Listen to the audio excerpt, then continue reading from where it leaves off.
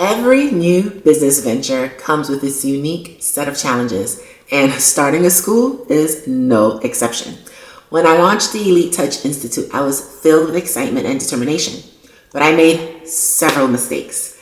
I want to share mistakes I made during the early stages of starting my school, and more importantly, how those experiences have become invaluable lessons that have shaped the future of the Elite Touch Institute. Okay, so now I'm going to start with my first big mistake, the lack of proper staffing.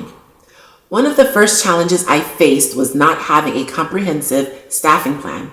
During the first 15 days of class, it became apparent that my instructor was not a good fit for our school. Without a proper staffing plan in place, I found myself in a tough position having to keep this instructor on longer than I should have. This not only affected the quality of education, but also did a disservice to the school and our students. Looking back, I realized that specific roles such as lead instructors, substitute instructor, clinic supervisors, who could also serve as substitutes and or school administrators, were critical positions that I should have planned for from the start. As a new business, you're trying to manage your startup costs with the needs of the business, and this can be very, very tough. But there are certain things that should be non-negotiable. And starting out with a strong team, I have learned, is definitely one of them, no matter the cost. Here's my second mistake, not having a roadmap beyond my first day. So my initial focus was on getting the school up and running, pouring all my energy into securing approvals, finding locations, recruiting students, hiring an instructor. However, I made the mistake of not planning for what would come next. After the first day, I faced immediate challenges, particularly in maintaining good communications with the students and figuring out what the processes of the schools would be on a day-to-day basis. I quickly realized that orientation day wasn't sufficient and that we needed a robust communication channel to keep everyone informed and engaged. If I could go back and create a roadmap, I would definitely include milestones such as setting up regular check-ins with the students, establishing clear communication protocols, and creating a plan for ongoing student support and engagement to ensure that the school's momentum continued beyond launch. I also intend to seek accreditation for the school, a goal that should have been considered when drafting my original curriculum. I now find myself trying to piece together a puzzle, making adjustments to meet accreditation requirements. This has showed me how important it is to align early planning with long-term objectives, such as accreditations, to avoid having to pretty much retrofit my curriculum and other processes later on. Okay, so mistake number 3, not staying informed about changing regulations. Another major challenge was the rapidly changing regulatory landscape. On the very day our classes began, July 1, the Massage Therapy Board released new regulations for how schools in New Jersey should operate. Fortunately, many of the regulations did not impact us because our program was already more stringent than the basic requirements. However, this was just a pure stroke of luck than a result of strategic planning. Since then, I've learned the importance of staying informed and proactive. I now use tools like Google Alerts to keep me updated with the latest information and have become more involved in regulatory board meetings. This ensures that I'm never caught off guard by changes that could affect operations of my school. This experience with the change in regulations at the Elite Touch Institute helped me to understand how quickly the rules of the game can shift. While I was fortunate that our program already met the new standards, relying on luck is not a viable strategy for long-term success. Entrepreneurs, I believe, need to recognize that staying ahead of regulatory changes isn't just about compliance, right? It's about protecting your business from unexpected disruption. So how do you do this? By actively monitoring industry development, participating in relevant discussions, and engaging with regulatory bodies. You can anticipate changes and adapt your business strategies accordingly. So you're more proactive than reactive. So this proactive approach not only minimizes risk, but also positions you as a leader in your industry, and you'll be ready to meet these challenges head on and turn them into opportunities for growth for your business. So in essence, staying informed is about being prepared. And in this fast-paced world of business, preparation is definitely key to staying resilient and competitive.